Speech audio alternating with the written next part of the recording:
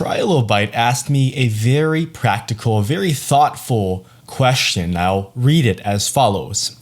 And so he goes on to say, lots of times you, meaning me, are talking about how to play stuff, create stuff, how to approach things, and so on, which is great and really helpful. Thanks. I'm glad you think so.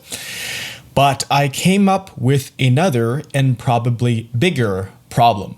What if someone can't transform what's in their head or heart into reality? Music, of course, because they lack the ability to play the instrument very well or at all, that they live with some kind of pressure of ideas that they want to release, but lack the knowledge how to transform them. And I do understand what that means because I've been in that situation many a time. So first of all, let me answer this specifically because there are different ways of going about it, but I'll tell you how in my life I've approached this when I don't have enough knowledge in the given area. One thing I need to point out is technology, the tools that we have. They enable us to do so many amazing things that if we don't have the real-time dexterity, like if you're not a virtuoso keyboard player, then you can step-time program in notes that sound so quickly. A lot of chiptune, a lot of trance music with arpeggiators flying back and forth is amazing. And those, of course, aren't played by people in real time, which might be even more amazing, live trance. But that goes to show that when something can be created in step time, slices of time, and then rendered so it plays back at real time, and this is a parallel also to someone who is creating 3D art. It's a parallel because they might not actually go out the street and get a construction crew and erect a building, a real skyscraper, but within a computer space, they can create something that looks very, very convincing. And as technology rolls on, it gets even more convincing, but we can't wait forever. You can't just keep waiting and waiting. It's true that every year or so a newer, faster computer may come out that you'll want to have and software packages. But I would say in terms of acquisition and learning, get started right now. Have highlights each day. And if there is somewhere you eventually want to get to, which is why I can't answer this question even all in one part, because the future me is probably going to have experiences to add on to what I think right now. It's like if you want to any lofty or worthwhile goal, you may have heard the conventional thought, but it's a good one, of breaking a big task down into smaller chunks. And that helps materialize and make things more real, because then you won't feel so overwhelmed with that light at the end of the tunnel. You'll feel accomplished getting to those little pieces. So let's drill down even further. And with music, so if you lack the ability to play the instrument, that's one thing I note. If you're not a real-time player, then perhaps you could learn in a sequencer, digital audio workstation, to paint notes in with a mouse, or even keys one at a time. And it may be slower, but you are getting somewhere. As long as there is some initial action that keeps you intrinsically motivated. That means it comes from inside of you and you're curious to learn more. Now, don't let anyone discourage you because of your initial speed. Everyone who is now an expert, a guru, a sage at something, a master, was once a newcomer. And it's easy to forget that when you look at people who have done so many amazing works. I look at people like the composer Telemann, and he's been long dead, but he was incredibly prolific. And I look at that and say, wow, that's a lot of great work right there. But it didn't come all at once. I look at people like Stephen King, who have written book after book after book, but of course this is a career that spans several decades, that spans so much adversity, his personal demons, And those sorts of things, again, can be all used in your artist's journey. It's important to focus on what exactly it is you want to do. Because here's the thing, even if you're not sure, your path can deviate. Allow yourself the flexibility that where you end up may be a very different place than when you started. It's like when I hear music in my head, I end up putting it down differently. It sounds quite different at the end. Not because necessarily of a lack of skill or tools, although that sometimes did happen, but it's because as you're creating the work, there are certain aspects of the work which, when they're real, you react differently to. It's like the difference between reading about giving a public speech, a presentation to people, and actually doing it. There's input, there's different stimuli. Like someone in the crowd may laugh harder at one of the jokes, so you feed off of that. And I would definitely suggest there are a lot of great free ways. Sometimes I know that money is a limitation. Sometimes it's important to be frugal. It's a huge misconception that great gear alone that costs a lot of money will get you somewhere. I unfortunately have the dubious distinction of having conversed with many electronic musicians who have empty wallets because they spend so much on plugins. This is something I talked about with Airwave, Laurent Veronnet, recently. The esteemed trance and beyond DJ may have seen the other video I did. And we were talking about how it's important to read the manuals. I, in fact, read the Ableton Live manual. I've read it. It's not here right now because it's in the washroom. I've read it cover to cover several times. There's things that I refresh my memory on.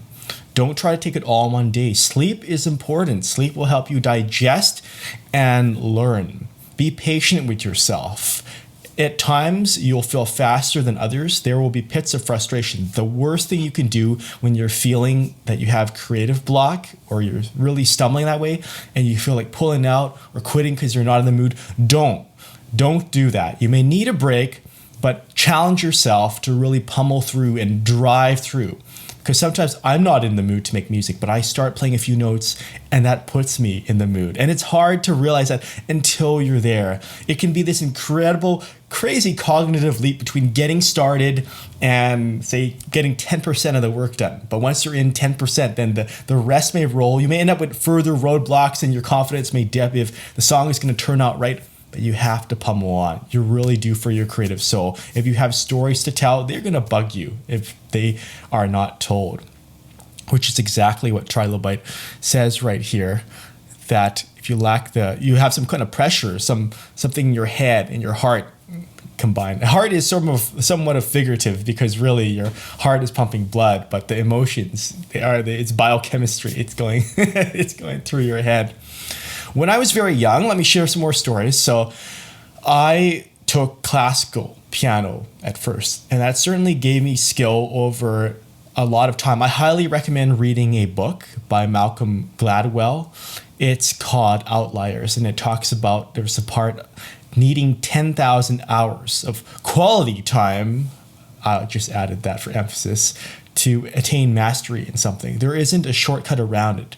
You really have to go through with your experience so many sorts of variations. I've heard so many different types of sounds, and after being aware of all that, I can better select. Doesn't mean I'm going to use every sound, but I know what my options are, and I know how to block out the blinders of what is going to confuse me amidst all those choices. I am also aware that if there are times where you can't do something, you really can't, no matter how hard you try. It seems like you just can't get the groove, or it's too time consuming and you want to do something else because time is a finite resource.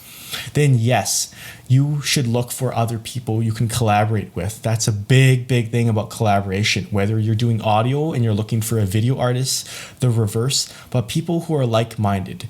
Just like in dating, romantic relationships, did it get a lot brighter there? Do not go out of your way to change your personality. I'm a strong believer in like minds. I highly believe that if you just present yourself as you are, you'll be a lot more effective in the long run. Sure, it may be harder to find people that you match up with creatively and otherwise, but it will make for more stable long-term pairings. Otherwise, you run the risk of them presenting themselves falsely, you misrepresenting yourself, and then you get into a conflict and disagree, miscommunicate, and argue that, hey, you're not who I thought you were. So there being times I thought, okay, I like to, sometimes I have my wife sing. It's a lot of fun because she is a woman. I don't have that kind of feminine voice. I know there's some voice changers. They're not convincing enough for me to get the results that I want to. And sometimes I've toyed with the idea of, okay, let's have someone on a guitar and jam out. There's a lot of possibilities that way. So sometimes really it's about you reaching out there.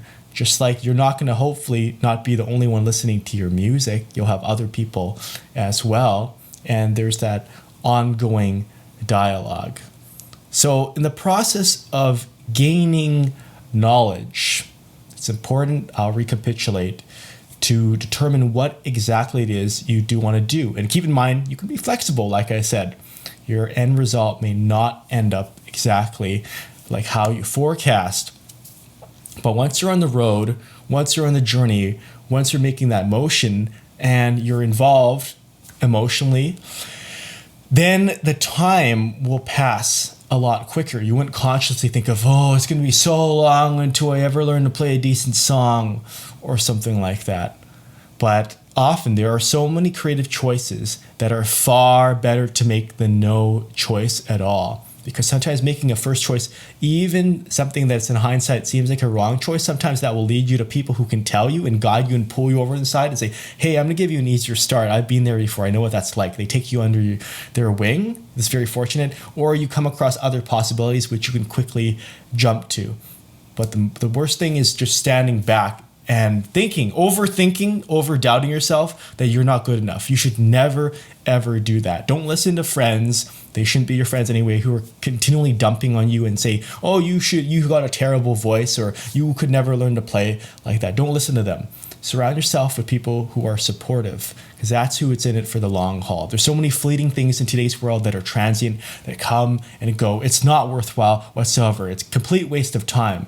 You want to find people like a long-term money, a financial investment, except this is good for your creative soul. It's not just material, but something that grows and grows, compound interest like that for the long term. So I'm certain I could go into further detail about some of these finer points, and my journey has been a long one. Some people do learn quicker in less time than others, but even though they may do so, they still have insecurities about some things. And you don't often you don't even know the whole story, because you ask them and they'll tell you about other sorts of troubles. It's like a lot of people, they're in great relationships, but they're having troubles behind closed doors. Some things are universal to humanity, and these are the sorts of truths that's a hard word, that I love to explore. And certainly with my music, it's long been one of, I'm self-taught in improvisation. I was very impatient to learn how to improv, like in hindsight, someone like Keith Jarrett does. I really, really admire what he does. But it took a lot of time. It really did. But the time itself was not just the only thing that mattered. To me, it was always about highlights every day. Explore and discover something about yourself, sleep, and then it'll absorb into you. Then you wake up with the joy of that artistry, you come back and you build on that.